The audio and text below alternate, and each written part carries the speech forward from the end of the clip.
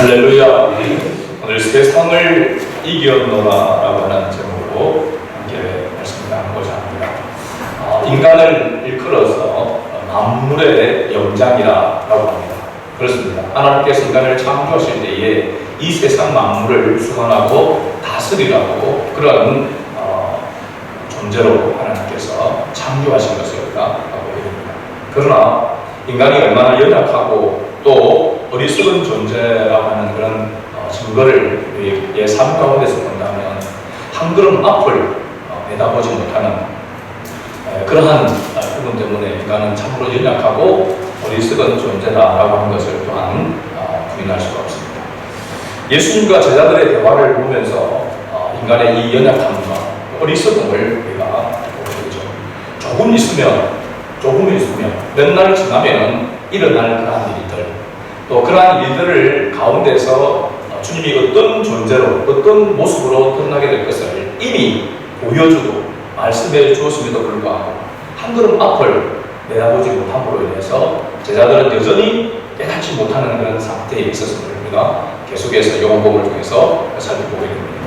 중요한 것은 예수님께서 이런 제자들의 상태를 아셨다는 것입니다. 연약함을, 어리석음을, 또 무지함을 알고 계셨다는 것입니다. 그럼에도 불구하고 예수님은 그들에게 계속해서 말씀하고 계십니다. 장차 그들에게 일어날 일들로 말미암아 실족하지 않도록 하기 위해서 여러 가지 일들을 당하게 될 때에, 만나게 될 때에 그들이 실족하지 않냐, 또 그런 어려운 일들을, 환난을 만나게 될 때에 예수님께서 지금 그들에게 말씀하고 있는 그 말씀들을 기억나도록 하기 위함 때문이다 라고 그렇게 말하고 있습니다. 어려움을 당할 때, 환난을 당할 때에 예수님께서 말씀하셨던 그 말씀이 기억나게 되어지면 실족할 수밖에 없는 그런 상황 속에서도 실족하지 않는 그런 그리스도인으로 살아가기를 주님이 원하시고, 또 그리스도인은 그런 삶을 살아야 된다고 하는 것을 이야기하고 있는 것이죠. 오늘 본문에서도 예수님께서는 자신을 따르는 사람들과 제자들에게 말씀하십니다.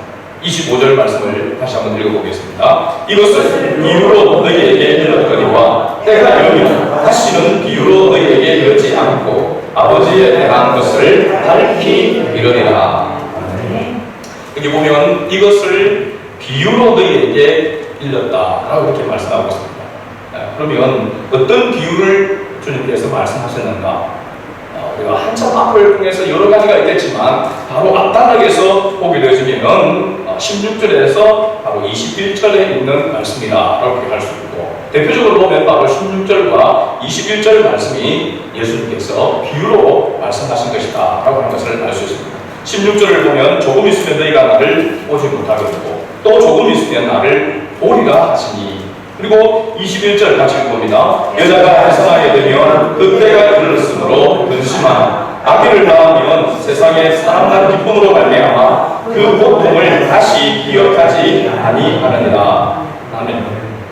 예수님께서 이 비유들로 그를 따르던 사람들에게 말했지만은 이 말을 들은 사람들, 제자들을 비롯해서 사람들은 이것을 정확하게 이해하지 못했다라고 이렇게 말하고 있습니다.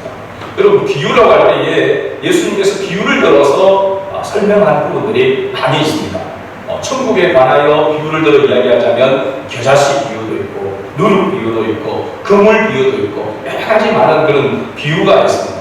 그런데 우리 한글로 번역될 때는 똑같은 비유이지만 천국에 관한 그런 비유들, 그물 비유나 겨자씨 비유나 이런 비유들은 용어가 헬라어로는 다르게 이렇게 기록되어 있다는 것입니다. 비슷한 단어의 그런 어감이지만 좀 다른 그런 뉘앙스를 가지고 있는 것이죠. 원래 비유라고 하면 헬라어 언어로는 파라볼레라고 하는 것입니다. 파라볼레.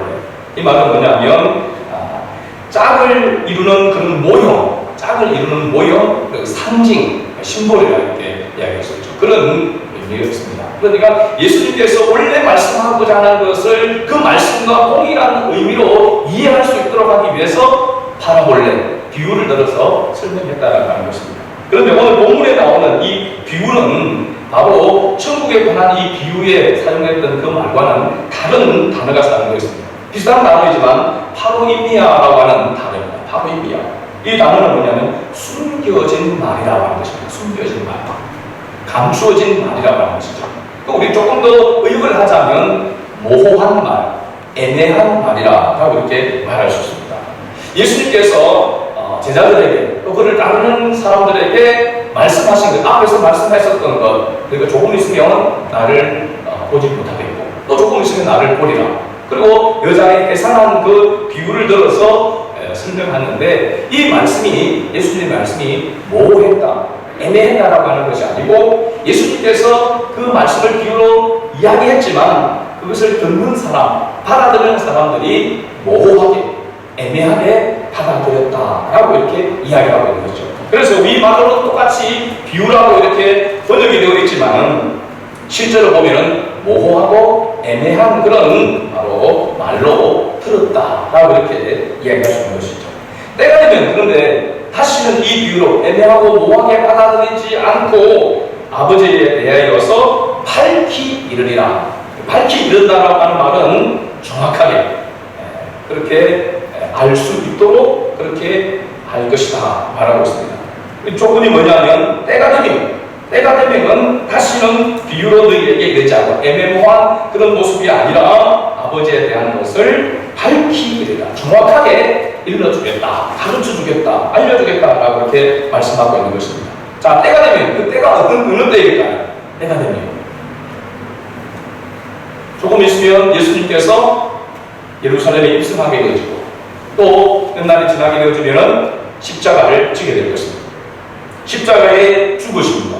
그리고 죽는 것으로 끝나지 아니하고 3일 만에 다시 부활하시고 난 다음에 승천하시고 그 이후에 약속하신 보혜사 성령을 그들에게 보내주십니다.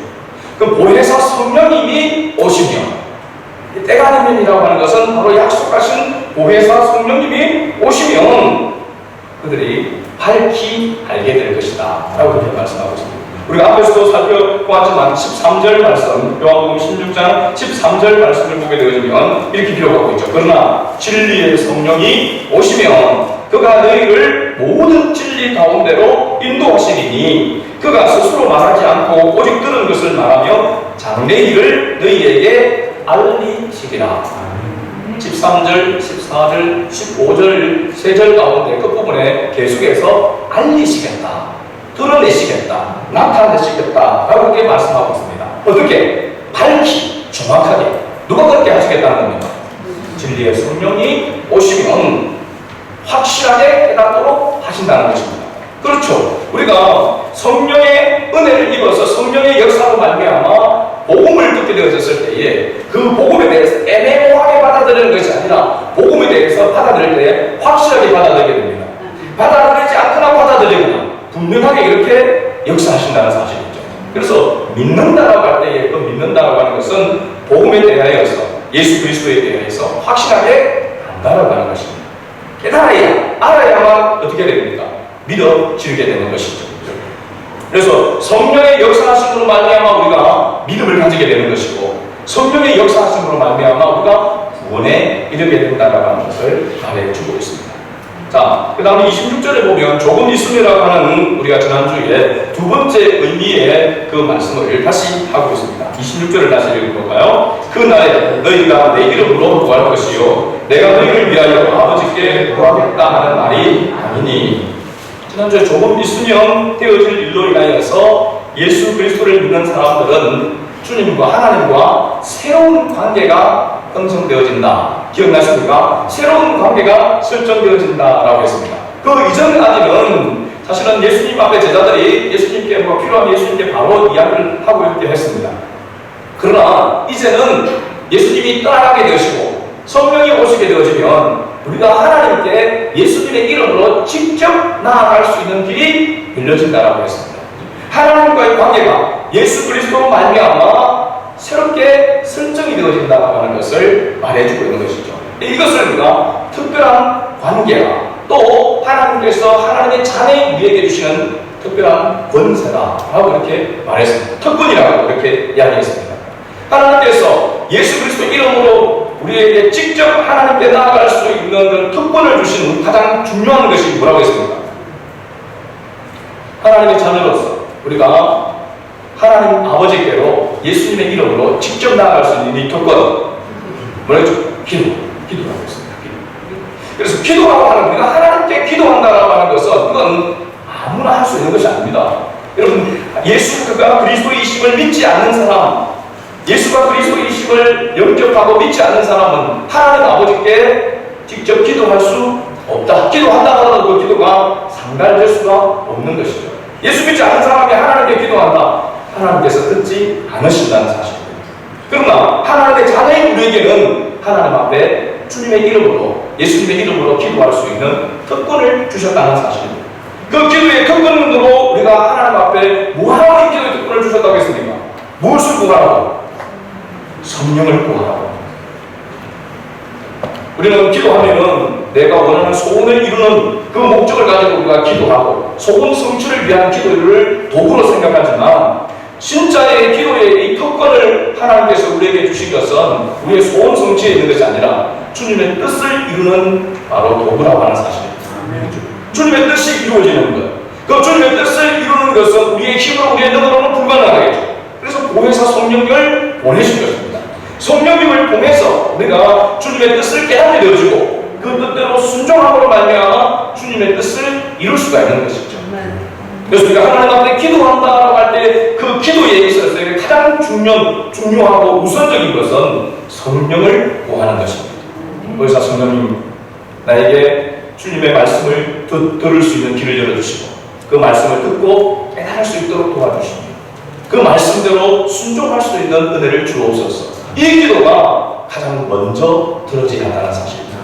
시험 잘 치기 위해서 기도해달라, 성전하기 위해서 기도해달라, 물질의 복을 달라고 기도하는 그 기도보다 항상 먼저 우선되어야 되고, 우리가 공부를 잘하는 것도, 시험을 잘 치는 것도 기도해야 되고, 성전을 위해서도 기도해야 됩니다. 그러나 그 기도의 모든 제목이 어디 안에서 이루어져야 되느냐? 성령 안에서 이루어져야 되는 것입니다.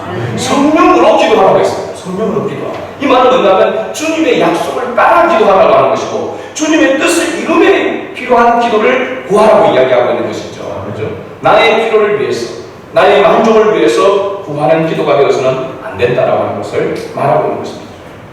이것이 바로 보혜사 성령님을 구함으로 인하여서 우리가 주님의 자녀다운 삶을 살아갈 수 있도록 하는 이 기도의 특권을 우리는 잘 활용해야 될 줄로 믿습니다.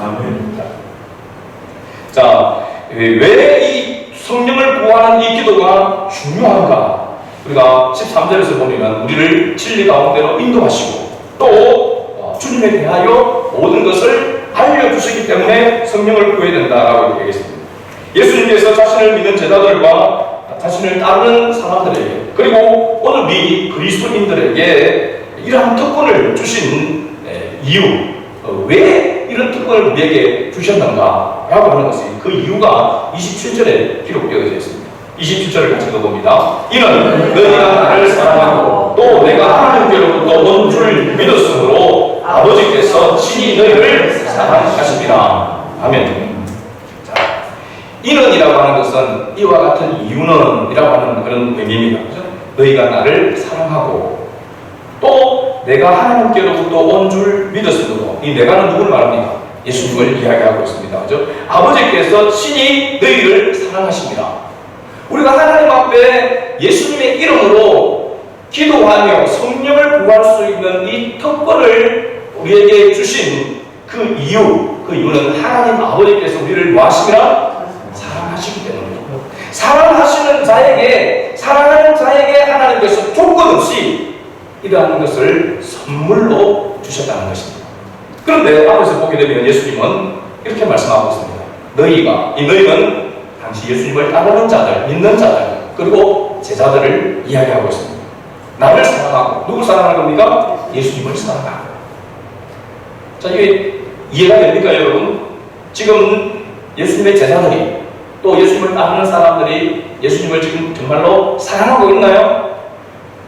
얼마 지나지 않으면, 그야말로 조금 있으면 다들 예수님을 모른다고 부인하고, 수제자인 베드로조차도 3번이나 주님을 모른다고 배신하게 될 그런 상황이 있는 가운데 있습니다.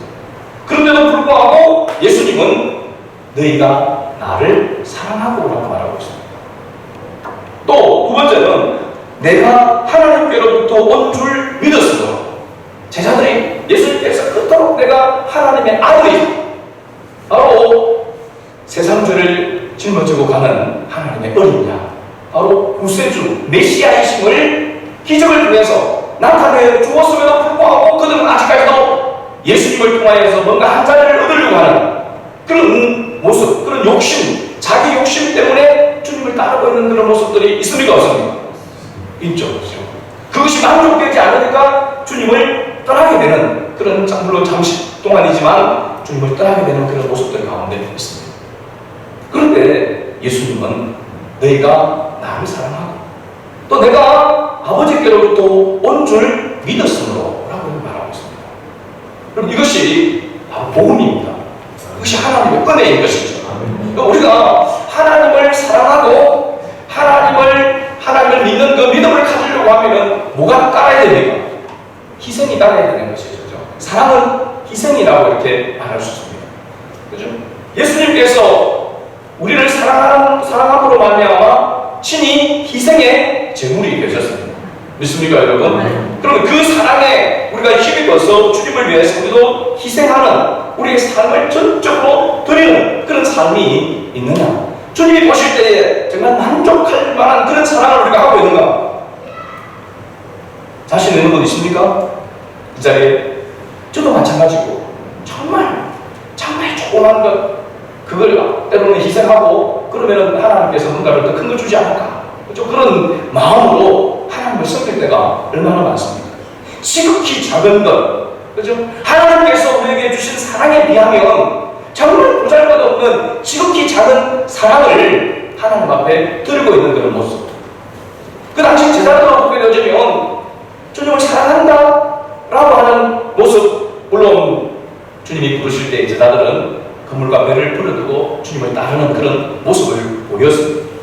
그러나 그런 과정 속에서 주님이 정말 원하는, 자기들이 원하는 그런 모습으로 그 길로 걸어가지 않는 그런 모습을 보면서 실망하게 되죠.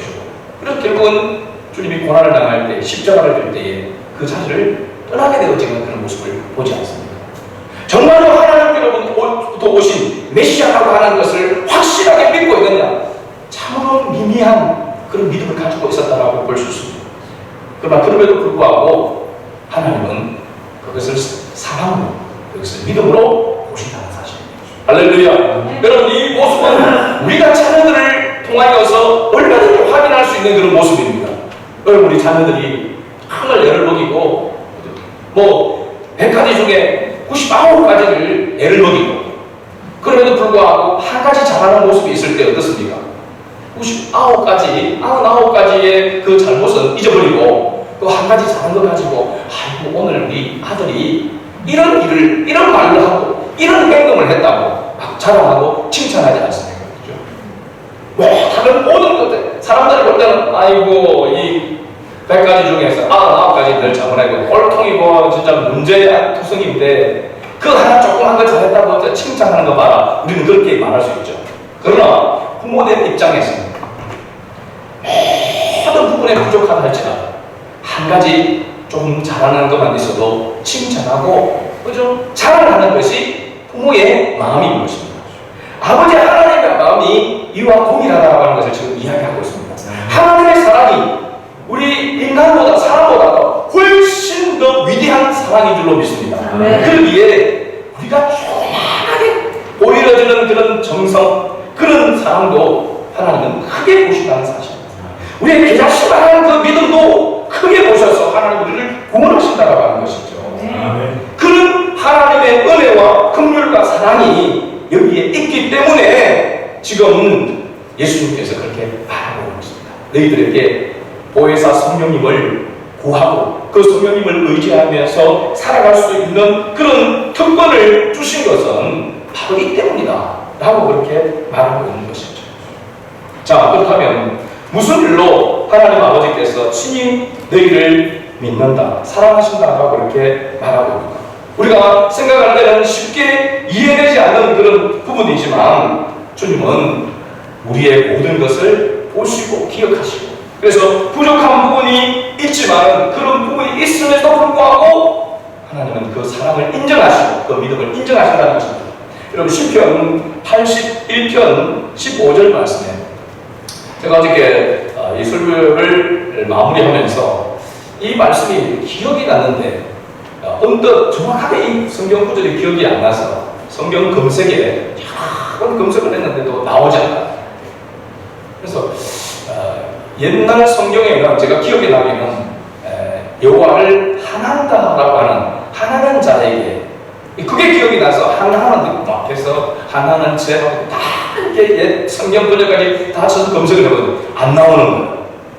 그래서 이게 도대체 뭐 이게 있지 하다가 이제 성경을 다시 분명히 시편에 있다라고 하는 생각을 들어서 시편을 이제 1편부터 해가지고 150편까지 다 읽으면서 결국은 두 번째 보면서 찾았습니다. 그 말씀이 바로 이 81편 15절 말씀입니다. 한번 여러분 따라해보세요. 이 하나다라고 하는 이 말이 지금 개정개혁 성경으로 다시 번역되어져 있으니까 검색이 안 나온다는 거예요. 이게 뭐냐면 미워하는. 한번 따라합시다. 여호와를 미워하는 자는 그에게 복종하는 채 할지라도 그들의 시대는 영원히 계속되리라. 아멘. 할렐루야. 여호와를 미워하는 자, 여호와를 하나는 자, 여호와를 미워하는 사람이라 할지라도 그에게 뭐 하는 채 할지라도 복종하는 채 할지라도 복종하는 척만 할지라도 그들의 시대는 영원히 계속되리라. 이 말씀이 이전에 굉장히 감동을 받았던 그 말씀인데 말씀이 있어요. 개역개정에서 이렇게 번역되어 있어서 찾았어요. 여호와를 미워하는 자에게는 그 여호와를 미워하는 그에게 복종하는 채 할지라도 그들의 시대는 영원히 계속되리라.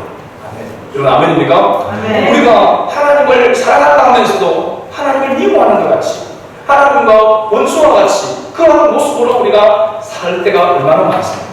그런 가운데서도 때때로 우리가 억지로 마지못해서 떠밀려서 하나님 앞에 복종하는 그런 채 할지라도 그들의 시대는 계속 영원히 계속되리라. 이게 뭘 말하는 것입니까? 하나님의 사랑을 말하는 것입니다.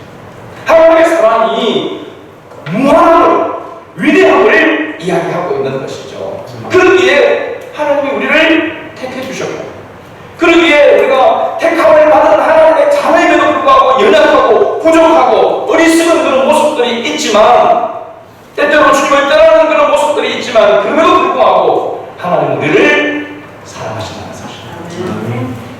그 바로 그 말씀을 예수님께 말씀하고 있는 것입니다. 두 번째는 내가 하나님께로 온 줄 믿었으므로 예수님께서 하나님 아버지로부터 온 줄 제자들이 믿었으므로 하나님께서 그들을 사랑하시고 특권을 주셨다고 했습니다. 이 모든 것을 통틀어서 우리가 이야기하자면 하나님의 은혜라는 사실. 하나님의 은혜로 우리가 그런 특권을 받아서 그 특권을 누릴 수 있도록 해주셨다는 사실입니다. 28절 말씀은 아주 중요한 의미가 함축되어 있는 그런 말씀입니다. 28절을 다시 읽어볼까요? 내가 아버지에게서 나와 세상에 왔고 다시 세상을 떠나 아버지께로 돌아가시니 이 말씀은 굉장히 어떻게 보면 함축되어져 있는 그런 말씀 구절입니다. 예수님께서 어떻게 육신의 몸을 입고 땅에 오셨고 어떤 삶을 살아가시다가 십자가를 지시고 그리고 다시 부활하시고 성천하시고 보혜사 성령님을 보내주시는 그 모든 예수님의 생애, 전 생애와 예수님의 사역을 바로 집약해 놓은 구절이 바로 28절 이 말씀입니다. 그런데 예수님의 이 말씀에 대하여서 제자들은 어떤 반응을 보이는가 하는 것입니다. 29절과 30절 말씀입니다. 같이 읽어봅니다. 제자들이 말하되 지금은 밝히 말씀하시고 아무 비유로도 하지 아니하시니 우리가 지금에야 주께서 모든 것을 아시고 또 사람의 무릎을 기다리지 않는 줄 아나요. 이로써 하나님께로부터 나오심을 우리가 믿사옵나이다. 제자들이 예수님의 이 말씀을 듣고 그리고 어떤 반응을 보이냐면 지금에야 주께서 모든 것을 아시고 그리고 또 사람의 물음을 기다리지 않는 줄 아나이다. 이로써 하나님께로부터 나오신 우리가 뭐한다고요? 믿사옵나이다 라고 그렇게 말하고 있습니다. 그런데 이 제자들의 반응, 제자들의 이 고백을 들으시고 예수님께서 바로 어떻게 반문하시냐면은 31절 말씀이죠. 같이 읽어봅니다. 예수께서 대답하시되 이제는 너희가 믿느냐? 이제는 너희가 믿느냐? 이 말씀이 조금 두 가지의 뉘앙스로 볼 수가 있습니다. 하나는 첫 번째는 뭐냐면 이제야 너희가 믿느냐? 이 말은 어떤 뉘앙스일까요? 제자들이 믿는다는 겁니까? 안 믿는다는 겁니까? 좀 늦었지만 이제 너희가 믿는구나 라고 하는 그런 뉘앙스가 나와 있습니다. 또 하나는 뭐냐면 너희가 믿는다고? 이런 뉘앙스가 있습니다. 이 말은 뭐냐면 지금 제자들이 믿는다는 겁니까? 안 믿는다는 겁니까? 아직 아니야 라고 하는 그런 의미가 있습니다. 그럼 이게 두 가지 뉘앙스 가운데 첫 번째, 두 번째 어느 것이 더 맞는가 라고 하는 거. 여러분 어느 것이 더 맞다고 생각합니까? 이제야 너희가 믿는구나. 응? 너희가 지금 믿는다고? 이런 두 가지. 비슷한, 같은 말인데 뉘앙스 완전 다르죠, 그죠? 이 답이 어디에 있느냐면 바로 32절에 나와 있습니다. 32절. 같이 읽어봅니다. 보라, 너희가 다 각각 제 곳으로 흩어지고 나를 혼자 둘 때가 오나니 벌써 왔도다. 그러나 내가 혼자 있는 것이 아니라 아버지께서 나와 함께 계시느니라. 자, 이 말씀을 읽으니까 그 뉘앙스가 첫 번째일까요? 두 번째일까요? 아직도 이해가 안 되십니까? 자, 너희가 다 각각 제 곳으로 흩으시고 나를 혼자 둘 때가 오나니 올 것인데 벌써 왔다는 것입니다. 예수님을 혼자 둔다라고 하는 것, 그들이 각각 제 곳으로 흩어졌다. 여기 각각 제 곳으로 흩어졌다라고 하는 것은 실질적으로 보면은 이사야 선지자가 예언한 그 말씀을 예수님께서 인용을 하고 있습니다. 어떻게 제자들이 어떤 모습을 보이게 될 것인지 그 상황이 오게 될 때에 예수님이 십자가에 달리시게 되는 그 상황이 오게 될 때 어떤 반응을 보이게 될 것입니다. 이사야서 53장 5절과 6절을 보면은 그가 찔림은 우리의 허물을 인하며 그가 상함은 우리의 죄악 때문이다. 그가 징계를 받음으로 우리는 평안을 누리고 그가 채찍에 맞음으로 우리는 나음을 받았도다. 우리는 양 같았어. 그릇 행하여 각기 제 길로 갔거늘 여호와께서는 우리 모두의 죄악을 그에게 담당시켜 주셨도다. 아멘. 그러니까 이 각기 제 길로 갔다라고 하는 것은 본어로 보게 되면 자기의 이익을 따라 갔다라고 하는 것입니다. 자기 이익을 따라. 그러니까 주님을 진정으로 하나님께로부터 온 줄 믿고 하나님을 사랑하는 그 사랑이 그들 가운데 충만했다고 한다면 예수님이 그 고난의 장으로 그 형장으로 끌려갈 때에 그들이 예수님을 떠날 수 있느냐? 떠날 수 없었겠죠. 그렇죠? 그런데도 불구하고 그들은 부인을 하고 떠났다고 하는 것입니다. 그러면 그들 가운데 참된 주님을 향한 그런 믿음을 가지고 있었는가? 주님이 보실 때는 아직 아니다라고 하는 것입니다.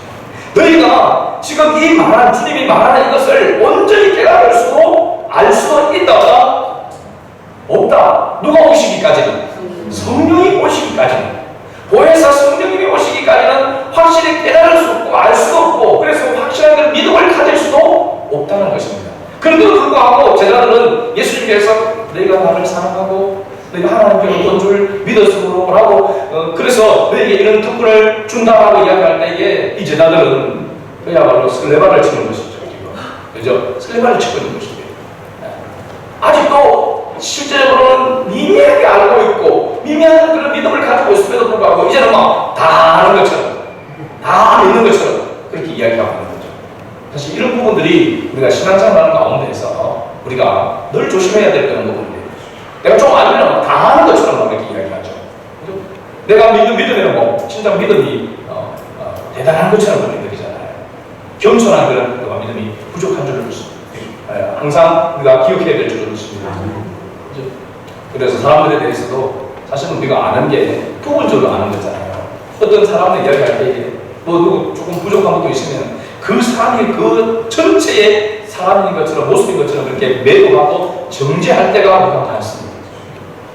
우리가 하나님께서 우리에게 정죄하고 비판하지 말라고 이야기하고 있는 것은 우리가 아는 것은 정말로 빙상의 일각이고 일부분이잖아요.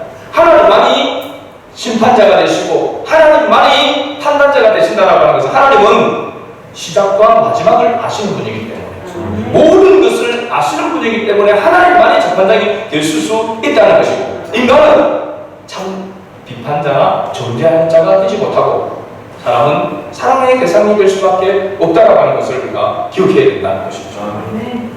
바로 주님께서 이렇게 말씀하고 있습니다.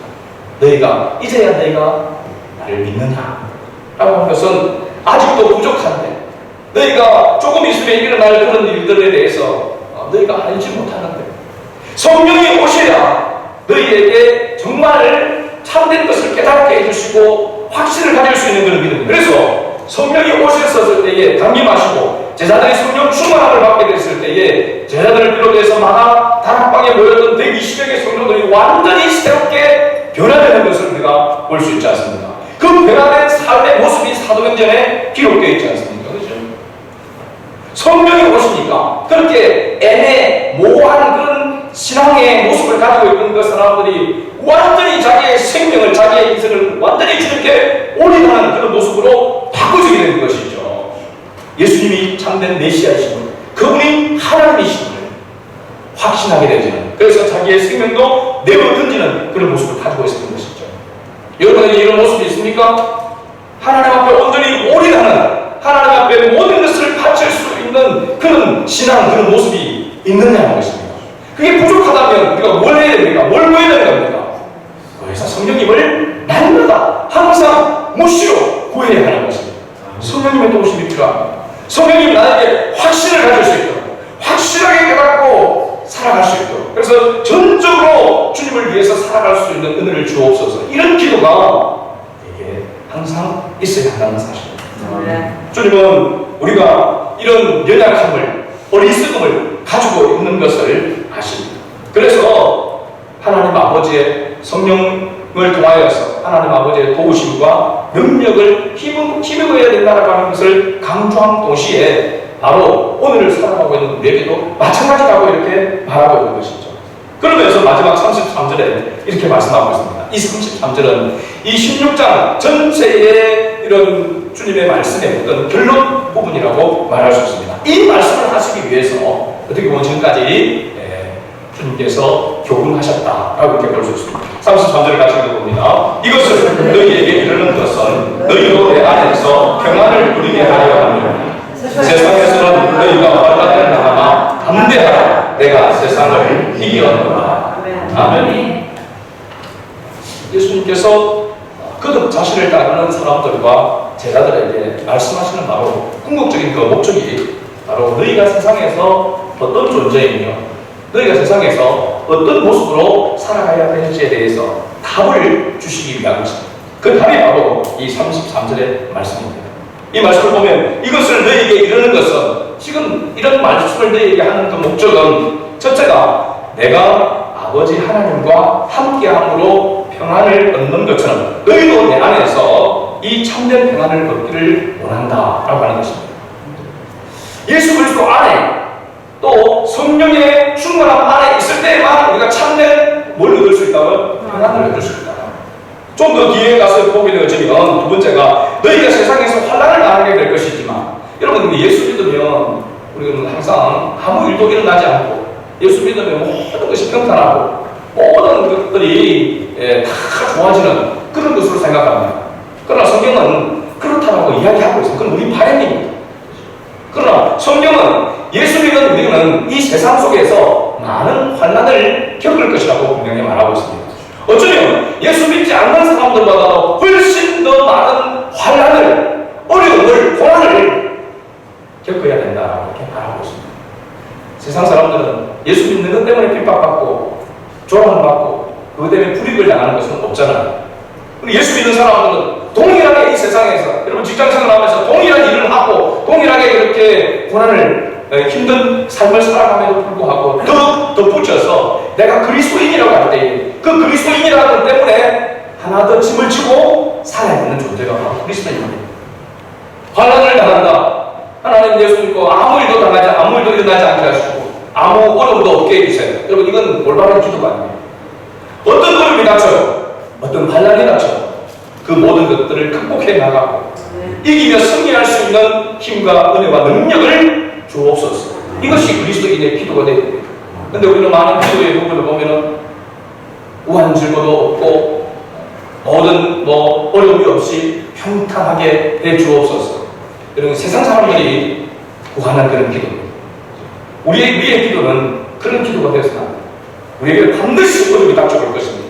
여러 가지 시련이 닥쳐오게 될 것입니다. 앞으로 가면 갈수록 더 많은 어려움이 닥쳐오게 될 것입니다. 그 어려움을 어떻게 극복하고 이길 수 있느냐? 바로 주님께서 그 답을 말하고 있죠. 너희가 환난을 당하나 뭐라고 말하느냐? 담대하라. 이 담대하라는 말은 다른 원어의 의미로 보게 되어지면 뭐라고 이야기하냐면 따르라고 하는 거죠. 따르라. 담대하라 라는 말은 따르라라는 것입니다. 누구를? 세상을 이기신 주님을 따르라고 말하는 것입니다. 마지막 것처럼 내가 세상을 이겼다. 내가 세상을 이겼다. 예수님께서 세상을 이겼다라고 하는 것은 세상은 누가 주관하고 있습니까? 사단이, 죄가 주관하고 있는 그 세상을 예수님께서 부활하심으로 세상의 의가 가짜고 하나님의 의가 진짜라고 하는 것을 예수님께서 증명해 보여주었습니다. 그렇기 때문에 하나님과 함께하고 있는 제자들이 다 도망가고 다 흩어졌다고 주님께서 제자들을 사람을 의지하지 아니하고 아버지께서 나와 함께 계시느니라 라고 했습니다. 하나님 아버지가 함께하고 있을 때에 그 평안을 얻을 수 있고 하나님 아버지의 뜻을 따를 때에 세상을 이길 수 있다고 하는 것을 예수님이 가장 먼저 보여주신 것입니다. 오늘 우리가 마찬가지입니다. 우리가 세상을 살아가는 동안에 많은 환난을 당하고 어려움을 당하게 될 것입니다. 그 가운데서 우리가 담대할 수 있는 비결은 이 세상을 이기신 모든 환난을 이기신 예수님께서 나와 함께 하시며 그분을 따르게 되어지면 담대하게 되어지게 되고 담대함을 가지게 될 때에 세상이 줄 수 없는 평안을 가질 수가 있다고 하는 사실입니다. 할렐루야. 이것을 주시기 위해서 이런 삶을 맛보고 누리도록 하기 위해서 이것이 바로 영생을 맛보고 누리는 것입니다. 하나님 나라 천국에서 죽고 난 다음에 가서 맛볼 그 하나님의 나라가 아니라 이 땅에서 그리스도인으로 맛볼 나라를 이야기하고 있는 것이죠. 우리는 죽어서 천국 가는 것만 생각하고 신앙생활 하는 분들이 많습니다. 그렇지 않습니다. 이 땅에서 하나님의 나라를 맛보고 누리지 않으면 영원한 하나님의 나라를 우리가 맛볼 수가 없습니다. 이 땅에서 반드시 우리가 영생을 맛보고 누리는 삶을 주님은 살아가기를 원하십니다. 그 삶이 영원한 하나님의 나라로 완전한 하나님의 나라로 연결되어지고 이어지는 것을 주님이 원하신다는 사실입니다. 우리는 연약합니다. 어리석습니다. 정말로 한치 앞을 내다볼 수 없는 그 연약함과 어리석음이 우리에게 있습니다. 그러나 하나님께서 우리의 연약함과 그 어리석음을 아시고 주님께서 보혜사 성령님을 보내주셨습니다. 그분을 의지하고 그분의 인도함을 받게 되어지면 바로 이와 같은 삶을 누릴 수 있다고 말하고 있습니다. 여러분 그래도 성령을 구하는 기도를 하지 않겠습니까? 여러분 예배당에 나와서의 기도뿐만 아니라 여러분 생활 속에서 어느 곳에서든지 하나님의 뜻을 맛보고 주님이 주시는 참된 평안이 내 속에 희미해지고 그것이 부족하다 느껴질 때마다 성령을 구해야 될 줄로 믿습니다. 무시로 성령을 구하는 기도가 있어야 되고 그래서 성령의 충만한 가운데 살아가야 참된 그리스도인의 삶을 살아가는 것입니다. 이것을 위해서 우리가 비록 부족하고 연약하지만 우리를 도우시고 우리를 인도하시며 우리에게 이 참 평안을 주시고 승리있게 하시는 그 주님을 날마다 사모하고 의지하는 우리 성안의 모든 가족들이 될 수 있게 주의 이름으로 축복합니다. 아멘.